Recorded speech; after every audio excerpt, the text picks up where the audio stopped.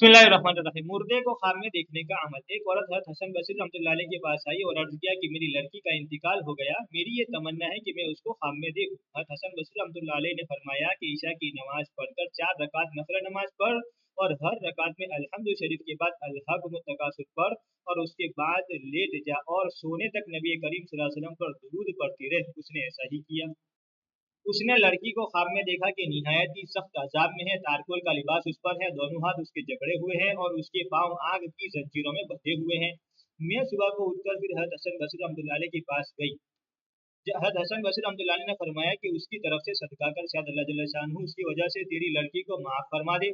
अगले दिन हज़रत हसन रहमतुल्लाह अलैह ने ख्वाब में देखा कि जन्नत का एक बाग है और उसमें एक बहुत ऊंचा तख्त है और उस पर एक बहुत निहायत हसीन और जमील खूबसूरत लड़की बैठी हुई है। उसके सर पर एक नूर का ताज है। वो कहने लगी, हसन तुमने मुझे भी पहचाना? मैंने कहा कि नहीं, मैंने तो नहीं पहचाना। कहने लगी कि मैं वही लड़की हूँ जिसकी माँ को तुमने दुरूद शरीफ पढ़ने का हुक्म दिया था, यानी ईशा के बाद सोने तक था। हसन अब्दुल्ला ने फरमाया कि तेरी माँ ने तो तेरा हाल उसके बिल्कुल बराबर से बताया था जो मैं देख रहा हूँ। उसने कहा कि मेरी हालत वही थी जो माँ ने बयान की थी। मैंने पूछा फिर ये मर्तबा कैसे हासिल हो गया?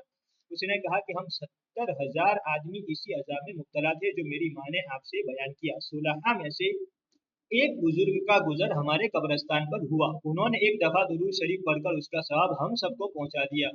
उनका दुरूद अल्लाह ताला के यहाँ ऐसा कबूल हुआ कि उसकी बरकत से हम सब इस अजाब से आजाद कर दिए गए और इन बुजुर्ग की बरकत से रुतबा नसीब हुआ।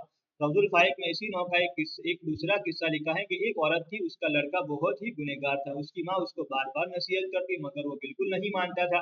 इसी हाल में वो मर गया। उसकी माँ को बहुत रंज था कि वो बगैर तौबा के मरा। उसको बड़ी तमन्ना थी कि किसी तरह उसको ख्वाब में देखे। उसको ख्वाब में देखा तो वो अजाब में मुब्तला था। उसकी वजह से उसकी माँ को और भी ज्यादा सदमा हुआ। एक जमाने के बाद उसने दोबारा ख्वाब में देखा तो बहुत अच्छी हालत में था, निहायत खुश खुर्रम। माँ ने पूछा कि ये क्या हो गया? उसने कहा कि एक बहुत बड़ा गुनहगार शख्स इस कब्रिस्तान को पर को गुजरा।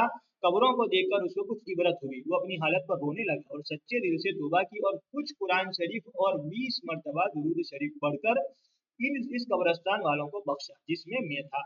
उसमें से जो हिस्सा मुझे मिला उसका ये असर है जो तुम देख रहे हो। मेरी माँ हुजूर अकरम सल्लल्लाहु अलैहि वसल्लम पर दुरूद दिलों का नूर है, गुनाहों का कफारा है और जिंदा और मुर्दा दोनों के लिए रहमत है। या रब्बी सल्ली व सल्लिम दाइमन अबदा अला हबीबिका खैरिल खल्क़ि कुल्लिहिम।